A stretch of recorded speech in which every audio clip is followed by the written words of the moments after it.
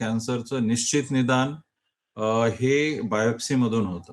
म्हणजे ती जी गाठ असते, ती गाठ शरीरावर कुठेही असेल समजा स्तनात आहे, पोटात आहे किंवा आणखी इतर ठिकाणी आहे. तर निश्चितचपणे की त्याची बायोप्सी केल्या जाते आणि बायोप्सीचा रिपोर्ट हा जर पॉझिटिव्ह असेल, त्याच्यामध्ये मॅलिग्नन्सी कॅन्सरच्या सेल दिसत असतील, तर निश्चितपणे त्या व्यक्तीला 100% कॅन्सर झाला असं निदान होतं. याच्यासोबतच मग ॲडिशनल सपोर्टिव्ह त्याचं एक सीटी स्कॅन, एम-आर-आय किंवा पेट स्कॅनही केलं जातं.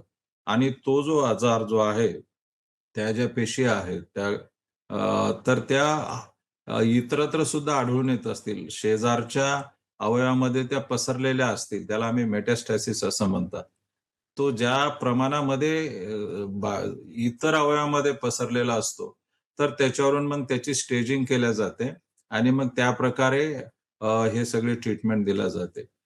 ब्रॉडली जनसामान्याला समजेल त्यासाठी एक बेसिक प्रिन्सिपल असा आहे, की त्यात मला असं वाटतं, की जर एखादी गाठ त्या अवयवामध्ये आहे आणि ती इतरत्र पसरलेली नसेल, तर सर्वप्रथम त्याची सर्जरी केल्या जाते.